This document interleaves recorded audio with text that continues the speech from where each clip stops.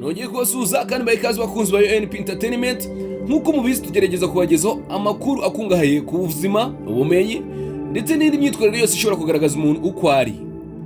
Uyu munsi rero tugiye kuganira ku ngingo ikomeye cyane abantu benshi bibaza, rimwe na rimwe bikarangira hari abatabonye n'igisubizo kuri icyo kibazo. Nk'uko mubizi rero, bamwe muri twebwe bararyama bakarota ibintu byiza, ariko hari n'abandi baruta ibintu bibi. Ugasanga umuntu yabyutse yihanagura ibyuya cyangwa se akabyuka ameze nk'umuntu wahagiye, ndetse n'umutima we utera cyane.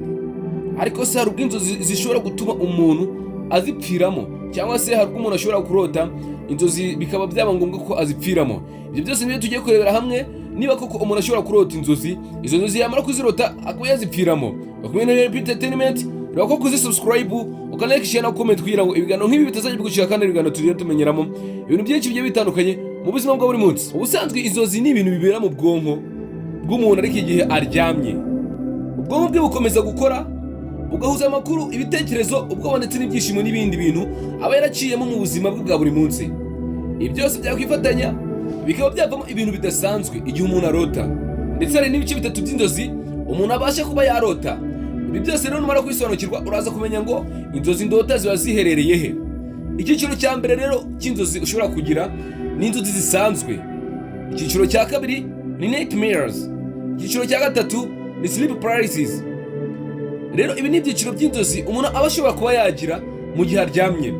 Inzozi zisanzwe rero uzasanga ari za nzozi ziba nk'indoto zisanzwe, ariko izi ndoto zikaba zishobora kuba zaba nziza cyangwa se zikaba mbi. Mu gihe nightmares uzasanga ari inzozi ziteye ubwoba cyane, ndetse izi nzozi zikaba zashobora gutuma umuntu akanguka afite n'ubwoba bwinshi cyane. Icyiciro cya gatatu ni sleep paralysis, ari nacyo cya nyuma. Hangaho umuntu aba yumva ameze nk'umuntu ufashwe, udashobora kugenda, udashobora kuvuga cyangwa se ngo ahaguruke, ariko aba ameze nk'umuntu uri maso, rimwe na rimwe akababona n'ibiremwa biteye ubwoba. Ubu ngubu nabwo ni ubwoko bw'inzozi rero, aho umuntu abasha kuba yakumva ikintu ariko akaba nta kintu yakora kubera ko ameze nk'umuntu ufashwe cyangwa se ameze nk'umuntu uziritse. Mu busanzwe rero inzozi ntizishobora kwica umuntu, ariko ingaruka zazo ku mubiri nizo zishobora gutera urupfu. Dore bimwe muri byo bishobora gutuma umuntu ashobora kuba yapfa, cyangwa se umwuka ukamushyiramo bitewe n'uko yari ari kurota cyangwa se yari ari mu nzozi. Ikintu cya mbere gishobora gutuma umuntu apfa yari ari kurota bitewe n'ingaruka z'izo nzozi yarotaga. Icya mbere, umutima ushobora gucika intege. Iyo umuntu afite ikibazo ku mutima akajya mu nzozi ziteye ubwoba, umutima ushobora guhagarara, aba aribyo bita heart attack. Icya kabiri rero gishobora kuba cyatuma umuntu agira ingaruka z'urupfu mu gihe ari kurota, kubura umwuka. Abarwayi ba sleep apnea bashobora guhagarika guhumeka igihe kinini mu buriri, cyane cyane igihe bari mu nzozi mbi cyangwa se mu nzozi ziteye ubwoba. Iyo bikabije rero, ibi ngibi bishobora kuba byabaviramo urupfu cyangwa se bikaba byabatera kuba bapfa. Ikintu cya gatatu gishobora gutuma umuntu apfa mu gihe ari kurota cyangwa se agapfa bitewe n'ingaruka z'izo nzozi yarose, nibyo bita panic attack ikabije cyane. Hari inzozi zishobora gutera ubwoba bwinshi bigatuma umutima utera cyane, igitutu cy'amaraso kikiyongera cyangwa se pressure y'amaraso ikiyongera, bikaba byateza stroke cyangwa se bikaba byatera indwara ifatwa n'ubwonko. Ibi ngibi bikaba byakuviramo gupfa ariko utishwe n'inzozi, ahubwo utewe bitewe n'izo ngaruka z'inzozi warotaga. Ibi ngibi bikaba byatuma upfa rwose, ukabura umwuka ugahera kubera ko wagize inzozi mbi. Ndetse hari n'inkuru zitandukanye z'abantu bapfuye bari baryamye. Ugasanga umuntu yaryamye ari muzima, ariko mu gitondo bagasanga umuntu yapfuye. Reka turebere hamwe ingero z'abantu baba barapfuye ariko bagapfa bari baryamye. Muri Thailand mu 1990 habaye icyorezo cyiswe sudden unexplained natural death syndrome. Iki ngiki ni icyorezo cyahitanye abasore bagera ku 1000 mu myaka myinshi cyane. Benshi muri bo bapfaga bari baryamye, kandi nta kindi kibazo cy'ubuzima busanzwe bari bafite. Abashakashatsi bemeje ko byaturukaga ku mpinduka z'umutima ziterwa n'inzozi cyangwa se n'imihangayiko mu gihe cy'ijoro. Ndetse muri Amerika hari inkuru y'umugabo warotaga inkuru mbi buri gihe, agatabaza, akabyuka inshuro nyinshi akiruka, hanyuma ku ijoro rimwe ntiyongeye kubyuka. Nyuma basanze yagize heart attack kubera inzozi mbi z'ubudakemwa zamurangwagaho. Ibi byose byerekana ko inzozi mbi iyo zihariye cyangwa se zihuriranye n'indwara runaka cyangwa se igitutu kinini zishobora gutera urupfu ku muntu ufite icyo kibazo. Abashakashatsi bavuga ko igihe cy'inzozi cya REM sleep cyangwa se rapid eye movement sleep aricyo gituma umutima, ubwonko n'umwuka bikora cyane nk'umuntu ari maso. Iyo rero umuntu afite ikibazo mu buzima bwe, niyo cyaba ari ikibazo gitoya cyane, icyo gihe bishobora kuba byamuviramo icyago. Bityo rero ingaruka z'izo nzozi zikaba zatuma uwo muntu azipfiramo cyangwa se akabyuka yapfuye kandi yaryamye ari muzima. Hari abahanga bavuga ko inzozi mbi kenshi ziba ari ikimenyetso cy'indwara runaka, ndetse abahanga bavuga ko inzozi mbi kenshi aba ari ikimenyetso cy'indwara runaka. Nanone abahanga bavuga ko sleep paralysis ari uburwayi bwo gucika intege igihe usinziriye. Ibi ngibi bikaba bifitanye isano n'ubuzima bwo mu mutwe. Nanone kandi bavuga ko umuntu urota cyane ibintu bibi, afite stress cyangwa afite ibibazo by'umutima, aba afite ibyago byinshi byo kurwara cyangwa se gupfa mu ijoro. Iyo umuntu arota ibintu bibi, afite stress, afite ibintu bimuhangayikishije cyangwa se yagiriye uburwayi bw'umutima, icyo gihe aba afite amahirwe menshi yo kuba yapfira n'izo nzozi cyangwa se akaba yapfa mu ijoro. Rero nubwo biba bimeze bityo, hari ibintu byinshi bishobora gutuma umuntu yapfira mu nzozi igihe asinziriye.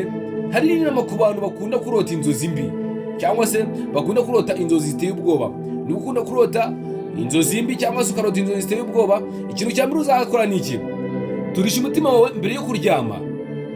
Gusenga cyangwa gutekereza ku bintu byiza bizagufasha kugabanya stress cyangwa se bigufashe kuba watuza mu mutwe mbere yo kuryama. Ikintu cya kabiri uzakora ni iki: irinde kureba filime cyangwa se kureba ibintu biteye ubwoba nijoro.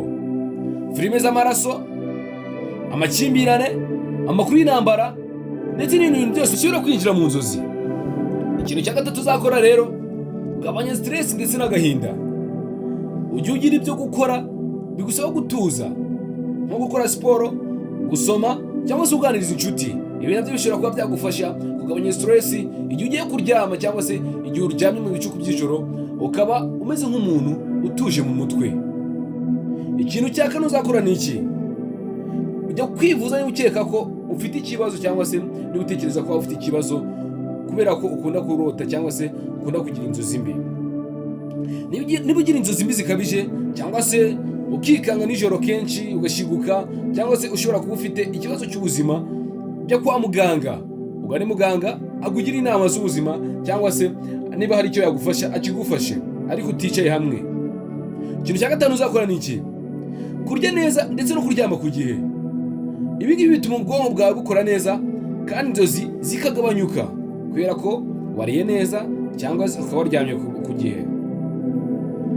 Ariko kandi igihe ugiye kurya ugahitamo ibiryo by'intungamubiri, cyane cyane ukibanda ku bintu by'imbuto cyangwa se imboga kugira ngo ubwonko bwawe bubashe kuba bwakomeza gukora neza igihe uryamye. Icyo tugomba kumenya ni iki: inzozi ubwazo buriya ntizishobora kukwica, ariko nanone ingaruka zabyo ku mubiri ndetse no ku mutima nibyo biba bishobora gutuma umuntu ashobora kuba yapfa mu gihe cy'ijoro. Urugero nka kwa kuri twarebye ko umuntu ashobora kurota nabi akaba yagira heart attack, ugasanga umutima we urahagaze. Ibyo ngibyo bishobora kuba byaba ingaruka z'inzozi mbi umuntu yaba yarose. Rero ni ngombwa kumenya neza uko ubuzima bwacu buba buhagaze cyangwa se uko ubuzima bwacu bumeze, tukamenya ibidutera inzozi mbi kandi tukamenya nuko twabishakira umuti. Bityo rero umuntu akabasha kuba yabaho nta kintu mu buzima kimuteye ubwoba, kuko hari abantu usanga batinya kuryama cyangwa se igihe cy'ijoro cyagera akumva atajya kuryama rwose. Kubera iki rero? Kubera ko azi ko mu gihe cya nijoro cyangwa se mu gihe ari buze kuba aryamye araza kugira inzozi mbi cyangwa se araza kugira ibintu biza kumutera ubwoba. Bityo rero akavuga ati aho kugira ngo ndyame bino bintu mbibone, narara nicaye nirebera filime nibura nkaryama ku manywa. Ariko burya hari umuti ushobora gukoresha kugira ngo ibi ngibi byere kukugaragaraho. Niba ugira inzozi mbi cyangwa se ugira inzozi ziteye ubwoba, gana kwa muganga nyaboneka, cyangwa se ukore bya bintu byose twarebeye hamwe kugira ngo ubashe kuba wabaho neza cyangwa se ubashe kubaho ubuzima wishimira nawe ubwawe. Mwena MP Entertainment, reba kuko subscribe nyaboneka, ukanda like, share na comment kugira ngo ibiganiro nk'ibi bitazajya bigucika kandi ibiganiro tugenda tumenyeramo ibintu byinshi bigiye bitandukanye ubuzima bwa buri munsi kandi biba bigomba kudufasha. ibiganiro nk'ibi nakagaruka. Ciao ciao, murakoze cyane.